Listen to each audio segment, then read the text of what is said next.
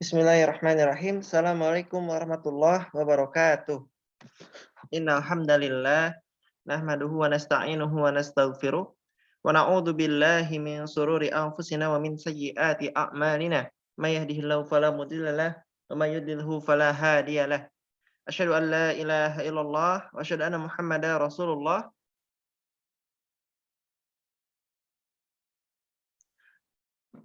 Ya ayyuhalladzina amanu taqullaha wa qulu qawlan syadida yuslih lakum a'malakum wa yaghfir lakum dunubakum wa may yuti'illaha wa rasulahu faqad faza fawzan 'azima. Alhamdulillah teman-teman,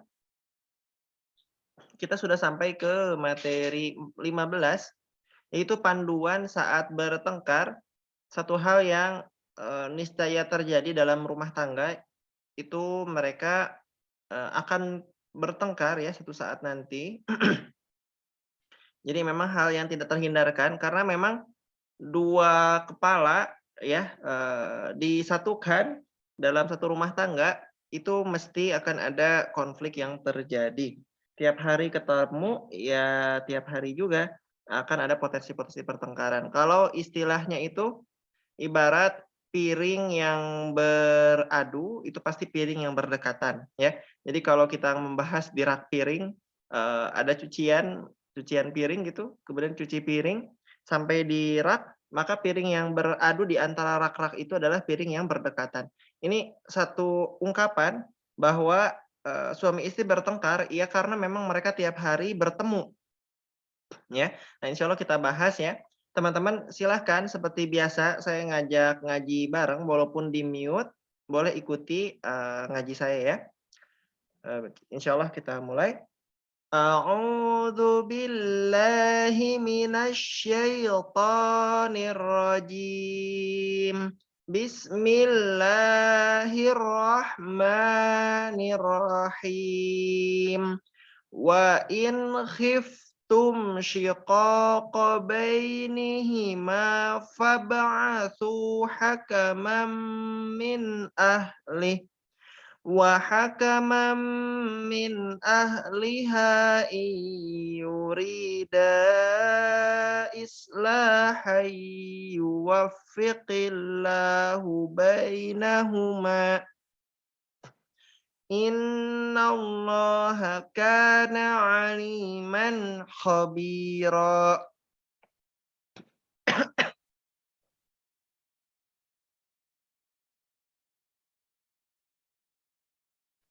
Ya baik, jadi di ayat Quran surat An-Nisa ya, Quran jadi Quran tentang perempuan, ya membahas perempuan, ternyata di antaranya adalah membahas tentang pertengkaran, khususnya antara suami dan istri ya, laki-laki dan perempuan. Bagaimana bila perempuan dan laki-laki, suami dan istri itu sudah bersengketa yang persengketaannya itu sudah membahayakan. Maka dalam Islam apa yang diajarkannya? Kalau kamu khawatir ada persengketaan di antara keduanya, maka kirimkan hakam ya, orang yang dianggap mampu berbuat adil dari keluarga laki-laki dan keluarga perempuan. Jadi satu-satu dibawa dari laki-laki satu, dari perempuan satu ya.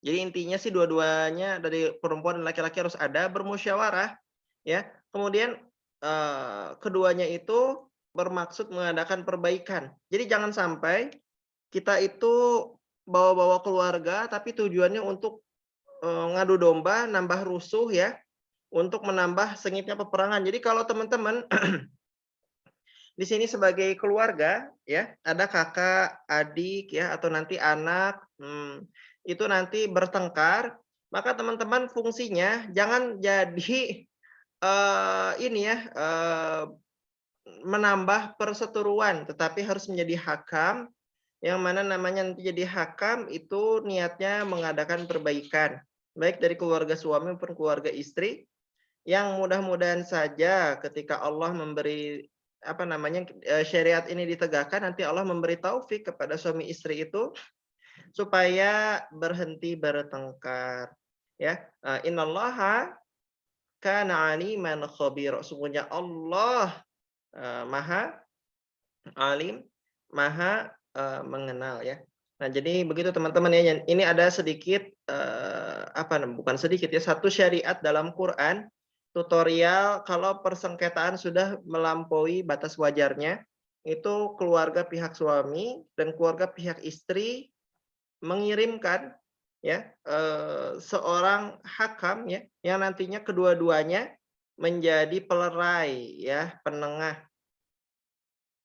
yang tujuannya bukan buat manas-manasin, tapi untuk menenangkan. Nah, Rasulullah SAW bersabda, ya, "Ala ukhbirukum binisaikum fil jannah?" Maukah aku kabarkan kepada kalian tentang istri kalian yang berada di surga? Qulna bala ya Rasulullah. Kata kami, ya wahai Rasulullah. Nah, kullu wadudin waludin. Ya, dia adalah wanita yang eee, wadud dan walud ya, yang penyayang dan subur. Idza ghadibat au usi'a ilaiha, jika ada yang marah atau kecewa ya, jika perempuan itu marah ya, istri itu marah, au ghadiba zaujuha, atau suaminya yang lagi marah, intinya antara istrinya yang lagi marah atau suaminya yang lagi marah, maka perempuan ahli surga ya, yang perempuan yang istri yang terbaik adalah yang berkata, qalat hadhihi yadi fi yadik. Inilah tanganku, aku letakkan di atas tanganmu ya. La aktahilu bighamdi hatta tarda. Aku tidak akan memejamkan mata, tidak akan tidur sampai engkau ridho kepadaku. Jadi memang ya, yang nampaknya ya, yang paling mudah untuk nantinya meminta maaf ya, nampaknya adalah memang perempuan ya. Perempuan memang, gampang marah, tapi juga gampang meminta maaf. Nah, kalau suami istri bertengkar, silahkan ya, yang Allah beri potensi lebih mudah meminta maafnya untuk meminta maaf terlebih dahulu ya. Nah, kalau ia sampai bisa berlaku seperti itu, istrinya meminta maaf, baik suami atau istri yang sedang marah, maka, ini apa kata Rasulullah, istri ahli surga ya. Binisaikum fil jannah, ini adalah istri-istri kalian di surga. Jadi memang, istri surgawi itu Masya Allah ya, yang bisa meminta maaf terlebih dahulu. Perempuan insya Allah Allah berikan kemampuan, selain lebih mudah marah dulu, tapi juga lebih mudah minta maaf terlebih dahulu. Jadi silahkan mainkan, perankan, ukti-ukti di sini ya, untuk meminta maaf terlebih dahulu. Ya tentu laki-laki juga berusaha untuk mengislah ya, memperbaiki ketika sedang bertengkar ya. Nah, buat laki-laki ya, silahkan diusahakan untuk bersabar. Nah, dan juga, nanti kalau misalkan menikah dapat perempuan seperti ini, maka beruntung sekali ya, yang mau memainkan perannya, bahwa, nantinya ketika ia marah atau kita yang nantinya ketika istri marah atau laki-lakinya marah, ternyata istrinya minta maaf terlebih dahulu, maka itulah istri yang ahli surga ya, pahalanya sangat besar, keutamaannya sangat banyak ya, Masya Allah. Nah teman-teman, dalam pernikahan itu memang gimana ya, tidak bisa dihindari ya, dari awal misalkan dari awal nikah, ada kesepakatan di atas materai tidak boleh bertengkar, itu tidak bisa ya. Kenapa tidak bisa? Karena, jangankan kita makhluk makhluk lagi, manusia yang, akhir zaman ya, manusia akhir zaman yang banyak godaannya, banyak fitnahnya ya, banyak dosanya, sedikit amalnya, yang harus banyak beristighfar pada Allah Subhanahu wa taala. Rasulullah saja dan istrinya ya, itu pernah bertengkar. Nah, jadi jangan harap antum-antum di sini ketika punya keluarga tidak pernah bertengkar, Rasulullah saja kurang apa lagi ya akhlaknya, dengan istrinya itu pernah bertengkar ya. Jadi pengen punya suami kayak Rasulullah gitu kan, supaya di rumah tangga nggak bertengkar.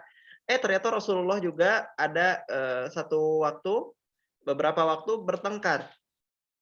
ya, sejumlah waktu bertengkar. Nah, ini ada kisahnya. Jadi satu hari Rasulullah ya, dengan Aisyah itu bertengkar. Saya ingin ngasih ilustrasi, sebentar. Coba saya ngasih ilustrasi bisa nggak? Whiteboard. Saya nyalakan dulu whiteboard-nya, sebentar ya, supaya bisa dilihat.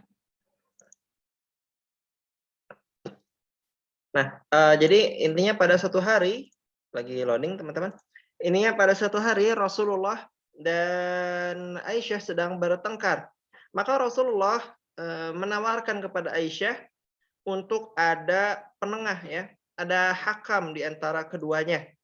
Karena nampaknya pertengkarannya sudah tinggi ya.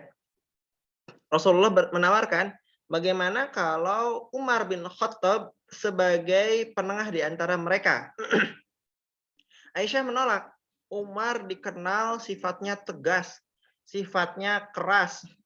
Dan istri-istri Rasul itu takut bertemu dengan Umar bin Khattab ya.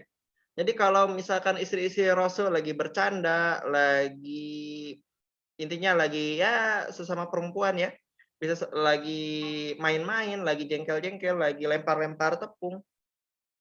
Kalau ada Rasulullah, mereka biasa saja ya, melanjutkan main-mainnya ya, sesama perempuan lagi bersenda gurau. Tapi kalau ada Umar, mereka kabur ya, menjauh dari Umar karena takut dimarahi. Nah, begitu pula ketika kasus sekarang, Aisyah ditawari untuk mendapatkan penengah Umar bin Khattab, maka Aisyah tidak mau ya. Nah, akhirnya Rasulullah menawarkan penengahnya adalah Abu Bakar. Abu Bakar ini kan adalah sahabat dekat dari Rasulullah SAW sekaligus mertua Rasulullah ya. Sekaligus orang tua dari Aisyah ya, bapaknya Aisyah. Aisyah mengenal ayahnya. Ayahnya dikenal lembut ya. Aisyah berharap dari Abu Bakar akan ada pembelaan ya, akan ada kelembutan bagi Aisyah. Maka diterima. Abu Bakar pun diundang untuk menengahi Rasulullah dan Aisyah yang sedang ribut ya. Maka Abu Bakar pun datang ya, akhirnya duduk ya dengan Rasulullah, dengan Aisyah ya, bertemu ya, kemudian menceritakan perkara ya di antara keduanya. Rasulullah bertanya ya kepada Aisyah, "Aisyah, siapa yang mau bicara lebih dahulu?" Gitu kan. Rasulullah cerita lebih dahulu atau Aisyah bercerita lebih dahulu kepada Abu Bakar. Nah, ini udah bisa ya. Jadi ini ada sebentar. Ya ini oh ya ini harus pakai jangan, berarti harus pakai Paint aja. Nah.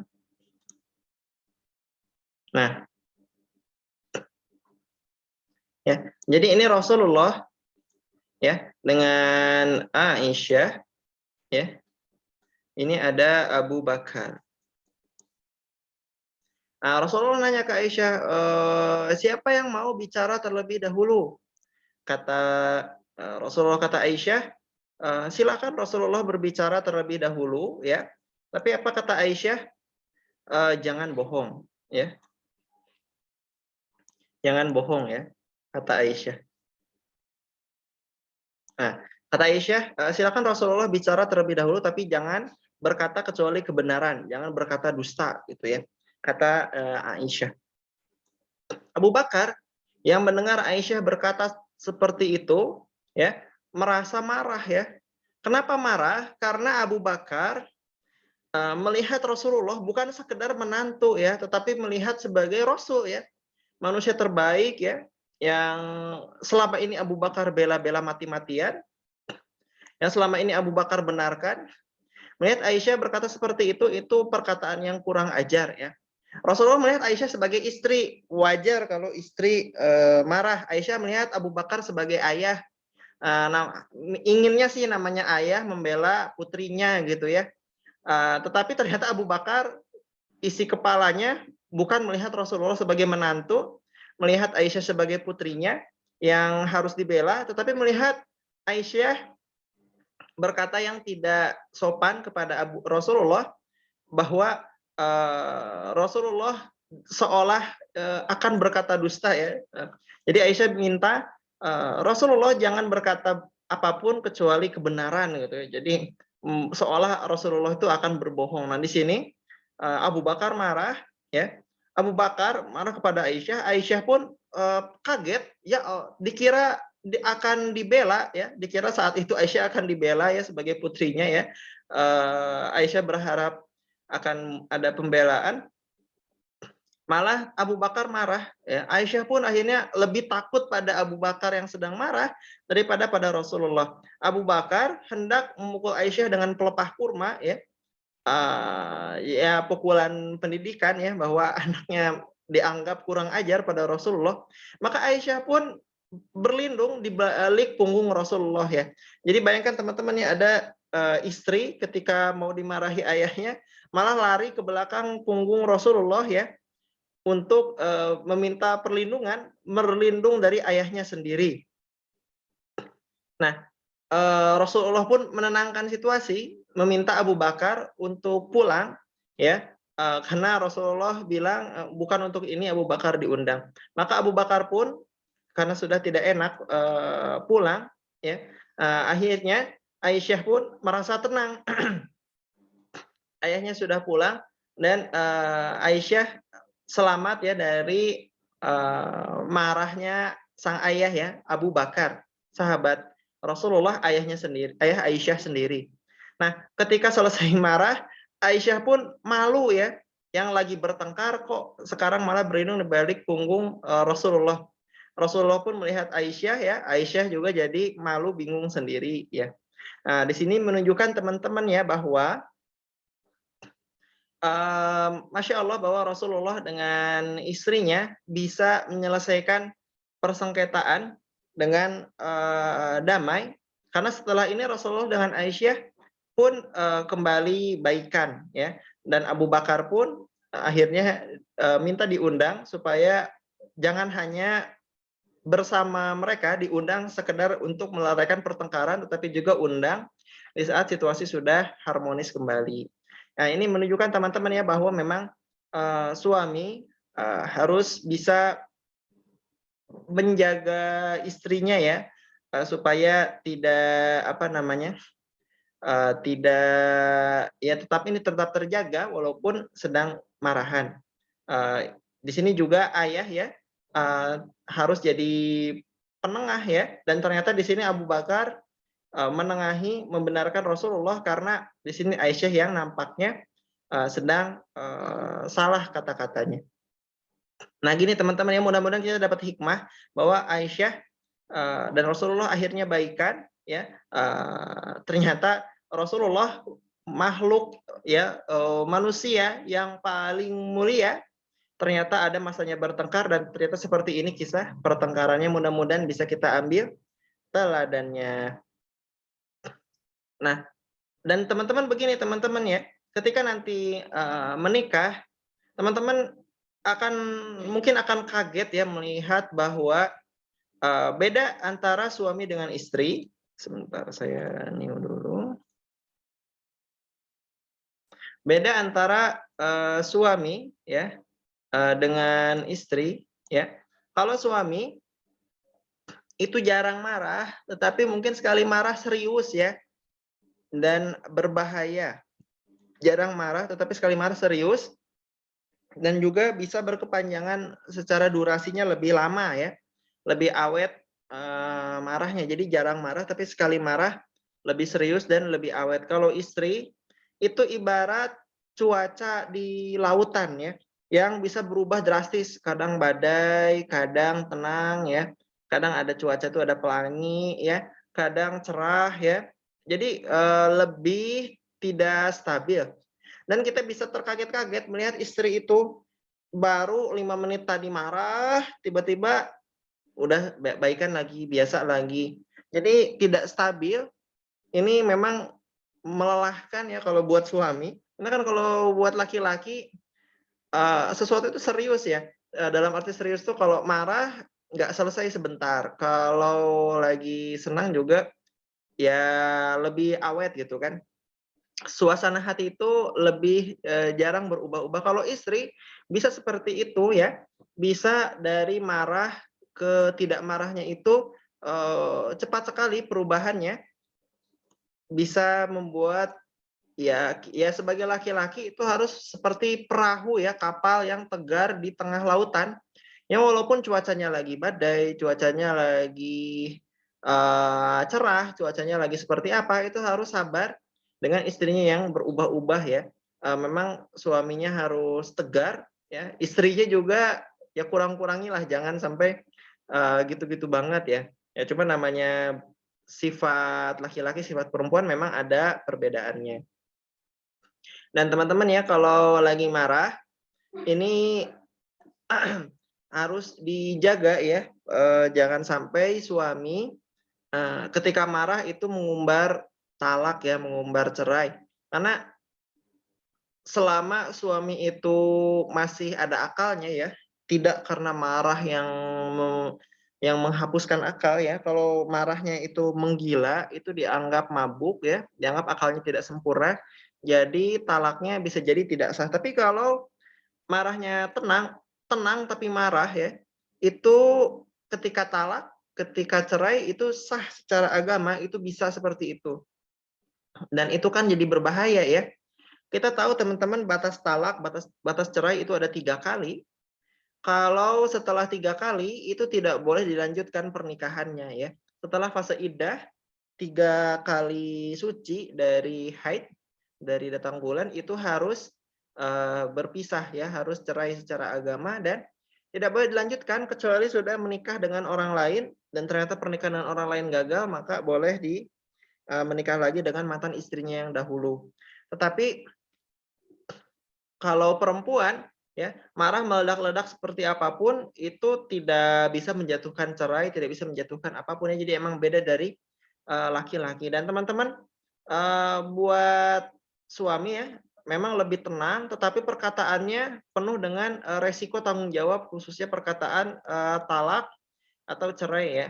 Ini perkataan yang sangat berat ya, yang bisa jadi sah walaupun dalam keadaan marah ya dan tidak boleh diumbar. Nah, kalau istri teman-teman, ketika marah memang itu perkataannya liar ya, perkataannya liar, perkataannya bisa sangat menyakitkan, meledak-ledak ya, yang diucapkannya pun tidak apa ya, kadang melampaui batas yang berbahaya kalau dianggap serius. Contohnya Aisyah ya, pernah ya seolah meragukan kenabian Rasulullah ya, pernah meragukan kenabian Rasul karena Aisyah melihat Rasulullah kok, suami tapi, mungkin bikin Aisyah jengkel pada saat itu gitu ya. Nah teman-teman, meragukan kenabian Rasulullah itu seolah seolah bisa ke arah murtad teman-teman ya, kalau dibawa serius bisa ke arah murtad dan itu sangat berbahaya ya. Sebenarnya kalau dari kacamata kita, itu sepertinya Rasulullah layak marah ya. Karena kan urusan kenabian, urusan keislaman ya, itu perkara yang serius yang tidak boleh dimain-mainkan ya. Tetapi Rasulullah, tenang saja melihat Aisyah kalau lagi marah ya, berkata-kata liar seperti itu, karena tahu, namanya perempuan kalau marah itu jangan ditanggapi ya. Perempuan makanya buat suami itu harus apa ya, jangan terbawa situasi, ya. Karena ketika perempuan marah itu bisa meledak-ledak, anehnya ya buat suami mungkin aneh ya, anehnya nanti 5 menit kemudian, 10 menit kemudian, udah beres gitu aja gitu kan. Kalau suami nanggepin serius, itu capek ya, sakit dada nanggapin istri yang marah meledak-ledak, tapi cuma 5 menit gitu kan. Kayak kalau laki-laki kan nggak kayak gitu ya, namanya marah itu tadi lebih awet ya, nggak cepat berubah ya, kalau marah cenderung lebih awet ya. Nah, jadi buat laki-laki ketika istri marah, sarannya sih jangan ditanggapi ya, karena tadi, bisa segera hilang ya, bisa segera hilang. Jadi marah marah marah marah marah meledak, kata-katanya mulai liar kemana aja, beres marah habis itu selesai. itu emang bikin apa ya, bikin kaget, bikin pusing, dan laki-laki nanti pusing sendiri kalau ditanggapi serius ya. Jadi jangan ditanggapi serius, diabaikan saja, nanti juga waktu berlalu selesai. Kalau laki-laki kan kalau marah itu biasanya penyebab marahnya harus dituntaskan terlebih dahulu ya. Nggak bisa 5 menit marahnya udahan, nggak kayak gitu ya.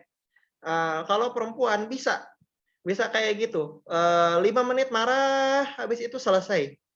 Seolah penyebabnya hilang, padahal ya namanya juga laki-laki dan perempuan memang, makhluk yang berbeda ya. Jadi memang, saran saya buat laki-laki silahkan diam ketika istrinya marah, jangan ditanggapi. Anehnya beberapa menit itu bisa selesai marah seolah tidak ada kejadian sebelumnya. Ya. Nah ini kita baca ya, ada hadis ya, Rasulullah SAW bersabda,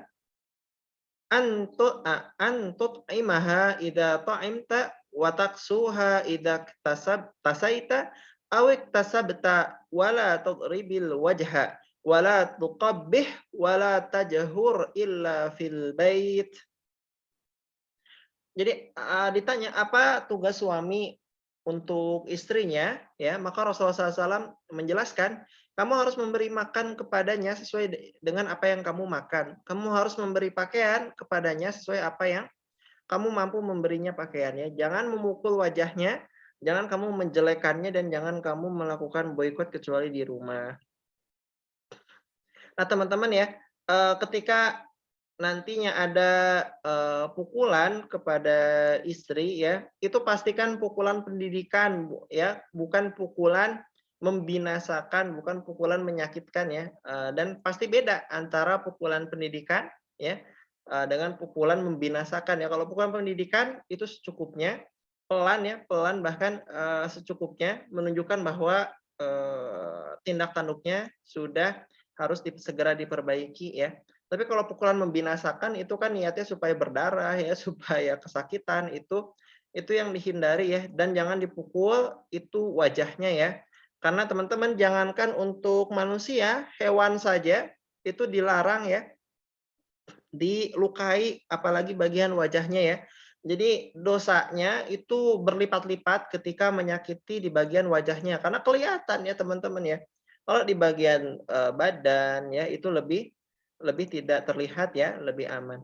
Nah, teman-teman juga jangan sampai di istri itu dimaki-maki dalam arti dibongkar semua aibnya, jangan dijelekan ya. Karena ya di sini bisa jadi perempuannya sakit hati. Perempuan ketika marah berkata yang ini, itu, tahu-tahu beres marah, udah aja kalau didiemin ya, tapi kalau misalkan aibnya dibongkar, itu bisa jadi perempuannya sakit hati beneran ya. Saya juga bingung. Jadi memang harus, diem, intinya laki-lakinya, suaminya harus diem.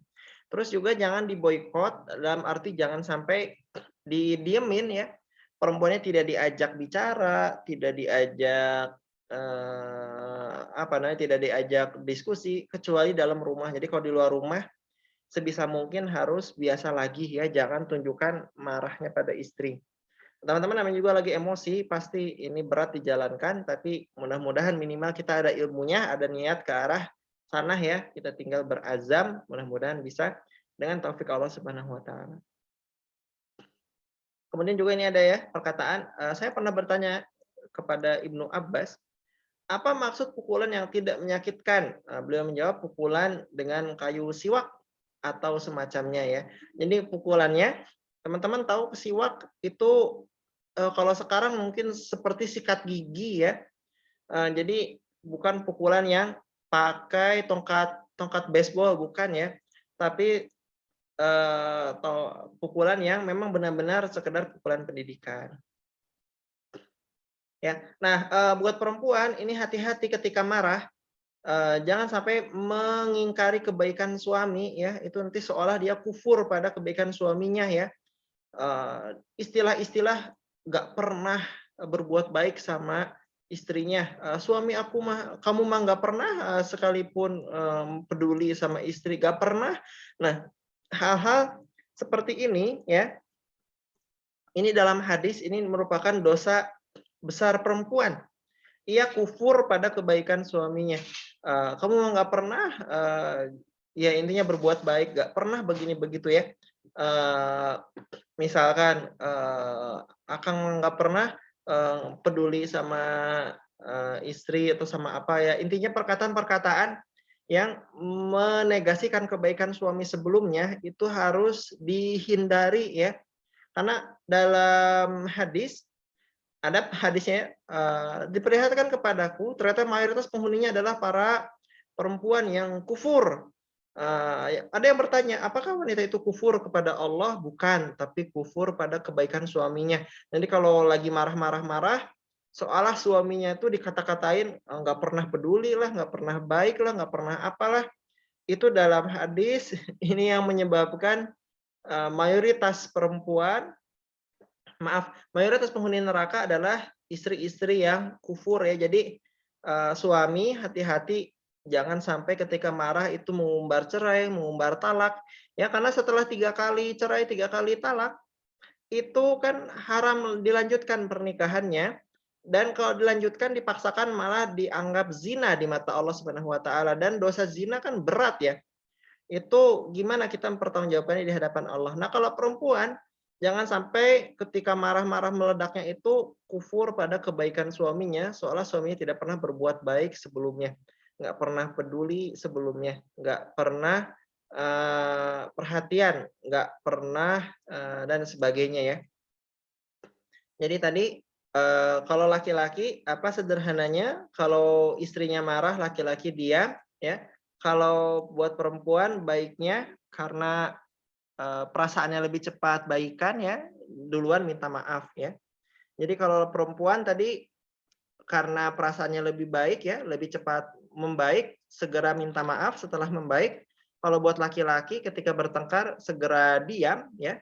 Nah, kalau buat laki-laki ketika marah jangan umbar talak, jangan umbar cerai. Kalau buat perempuan jangan kufur pada kebaikan suaminya ya. Seolah suaminya tidak pernah berbuat baik ini dan itu. Padahal selama ini suaminya sudah melakukan kebaikan yang panjang, banyak buat istrinya. Tetapi ketika marah, istrinya menganggap kebaikan itu seolah tidak ada. Jadi kayak ringan gitu di lidah, padahal itu berat di sisi Allah Subhanahu wa taala ya. Jadi jangan sampai seperti itu. Jadi baik begitu ya teman-teman ya. Jadi kalau nanti teman-teman suatu saat bertengkar dengan istri ya, dengan suami ya, segera, intinya dicegah titik-titik seperti tadi ya. Kalau suami segera diam, syukur-syukur bisa, yang lagi berdiri jadi duduk, yang duduk jadi berbaring, nggak kuat juga wudhu, sholat ya. Buat perempuan juga, ketika perasaannya sudah baikan segera minta maaf ya. Jangan, kufur pada kebaikan suami, suami jangan mengumbar kata cerai, kata talak. Itu ya, materi malam ini. Baik teman-teman ada 4 menitan lagi untuk tanya jawab, silakan yang mau bertanya. Mudah-mudahan materi malam ini jelas ya, jadi bekal, buat kita semua bahwa namanya marah itu berantem suami istri, niscaya teman-teman itu hal yang tidak terhindarkan ya. Silakan yang mau bertanya. Buat suami, kalau bisa diam, diam ya. Kalaupun harus berbicara, jangan sampai berkata talak atau cerai. Kalaupun harus bergerak, jangan sampai melakukan kekerasan ya. Apalagi kekerasannya di wajah istrinya, jangan ya. Buat perempuan ya, kalau nanti marah, sebisa mungkin minta maaf duluan.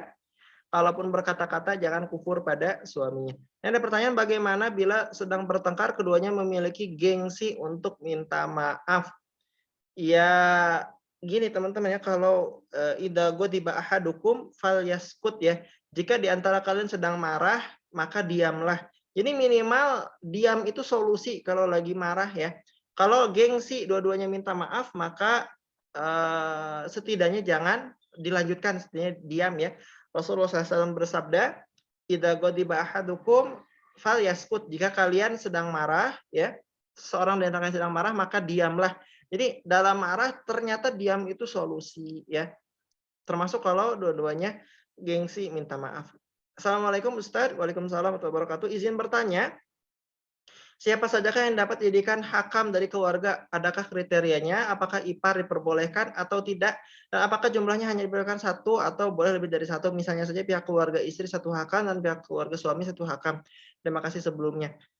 Jadi yang paling layak dijadikan hakam tentu pertama keluarga dekat ya. Boleh, orang tua, boleh kakak adik ya, jangan keluarga jauh.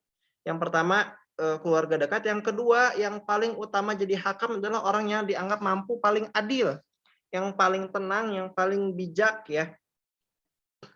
Dan untuk jumlahnya apakah boleh lebih dari satu? Sebaiknya sih satu dulu ya, jadi satu-satu ya, supaya enggak ribut. Karena gini teman-teman, kalau kita bawa, rombongan keluarga istri, ketemu rombongan keluarga suami, itu saya curiga masalah makin panjang karena ributnya diperpanjang ya. Kan nanti, jadi kalau orang tidak mampu berbuat adil dari pihak istri, nanti nambah keributan, dari pihak suami nambah keributan. Jadi kalau cuma satu-satu, kondisi tetap tenang ya, karena nggak banyak mulut, nggak banyak suara. Kalau misalkan lagi marah dari pihak suami, datang, ayahnya atau ibunya misalkan ya, dari pihak istri, kakak ayahnya, ibunya, atau kakaknya, adiknya, intinya yang paling tenang di antara mereka, kemudian nanti dibicarakan masalahnya, mudah-mudahan nanti jadi, solusi, nggak banyak mulut, nggak banyak telinga ya. Dua-duanya dari awal niat supaya, diperbaiki ya. Jadi jangan sampai ketika nanti bawa keluarga, suami bawa rombongan keluarga yang banyak, istri bawa keluarga yang banyak. Nanti ketika masalah dibilang, tahu-tahu pihak keluarga suami membela suaminya saja, pihak keluarga istri membela istrinya saja. Itu kan bukannya jadi solusi, malah pertengkaran meluas, jadi bukan hanya suami istri tapi antar keluarga. Ini kan jadi yang dihindari. Begitu ya teman-teman ya. Mudah-mudahan jadi jelas bahwa dalam Islam ada syariat hakam ya, dari pihak suami dan pihak istri. Nah, ini dianggap lebih adil ya daripada misalkan, hanya dari satu pihak saja. Baik teman-teman, karena waktu sudah habis, kita tutup dengan hamdalah bersama-sama. Alhamdulillahirabbil alamin, tutup dengan kifaratul majelis. Subhanakallahumma bihamdika asyhadu an la ilaha illa anta astaghfiruka wa atubu ilaik. Mudah-mudahan ya bisa aman kita semua ketika bertengkar. Terima kasih. Assalamualaikum warahmatullahi wabarakatuh. Terima kasih kehadirannya.